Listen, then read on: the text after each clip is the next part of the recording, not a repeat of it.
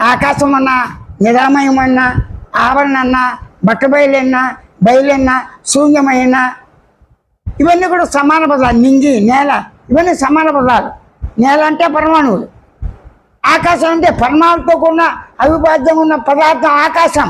ఆకాశం ప్రతి పదార్థం అనకూడదు, పదార్థానికి అవకాశం వచ్చింది. ఇవన్నీ ఉన్నాయి కదా సహజంగా. ఇప్పుడు చెప్పండి, మనకేం కావాలి? దుఃఖ నివృత్త, సుఖ దుఃఖ నివృత్త. దుఃఖ నివృత్తి అంటే ఏంటి? ఒక దుఃఖం ఉంటుంది, సుఖం ఉంటుంది. అంటే సుఖ దుఃఖాలు రెండూ ఉన్నప్పుడే నివృత్తి. అంటే కేవలం సుఖము కానీ కేవలం దుఃఖం కానీ మానవుడికి కానీ ఏ సమస్త ప్రాణికి లేదు.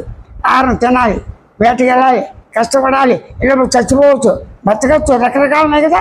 సుఖ దుఃఖాలతో కొన్ని అనుభవాలే మనం కళ రూపంగా మెలకువలో అనుబంధాలతో ఉన్న ఆత్మీయులతో, రాగద్వేషాలతో ఉన్న శత్రువులు, మిత్రులతో, అమ్మ నాన్న, తల్లి తండ్రి, గురువులతో, మరి నమ్మకం ఉన్నది మానసికంగా దేవతలతో అన్ని రకాల అనుబంధాలు జంతువులతో కూడా ఉన్నాయి సమీపంగా.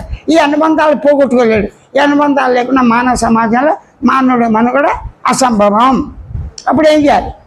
ఈ మనుగడలో మనకి స్థిరమైన ఆనందం కావాలి. స్థిరం అంటే ఏంటి? చంచలం లేనిది, పరిపూర్ణమైంది, నిశ్చలంగా ఉన్న నిత్యానందం కావాలి. నిత్యానందం కావాలంటే ఈ సుఖ దుఃఖాలు రెండు పోవాలి. సుఖ దుఃఖాలు పోవాలంటే ఆలోచన పోవాలి. ఆలోచన పోవాలంటే భావాలు పోవాలి, తలంపులు పోవాలి, సంకల్పాలు పోవాలి. మనసు అనే పదార్థం ఉండకూడదు.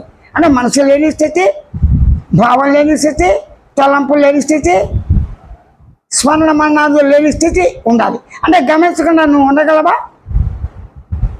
అనుకోకుండా ఉండగలరా? గుర్తించకుండా ఉండగలరా? తెలుసుకోకుండా ఉండగలరా? నేను శ్రద్ధం చేయకుండా ఉండగలవా? నేను స్మరించకుండా ఉండగలవా?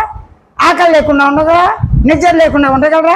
మనం పొందినటువంటి అనుభూతులు ఏ ఒక్క అనుభూతులు లేకుండా కూడా ఉండలేం.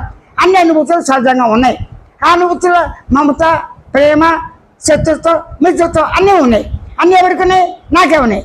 ఎలా ఉన్నాయి? స్వయంగా ఉన్నాయి. స్వయంగా ఎలా ఉంది? స్వయం గమనిక ద్వారా, స్వయం గుర్తింపు ద్వారా. అంటే స్వయం గమనికతో, స్వయం స్మృతితో, స్వయం జ్ఞానంతో, స్వయం భావంతో, స్వయం శబ్దంతో అహమస్మి నేను ఉన్నాను, స్వయం అస్మి నేను ఉన్నాను, నాకు నేనే ఉన్నాను స్వయంగా, నా గురించి నేనే బతుకుతున్నాను.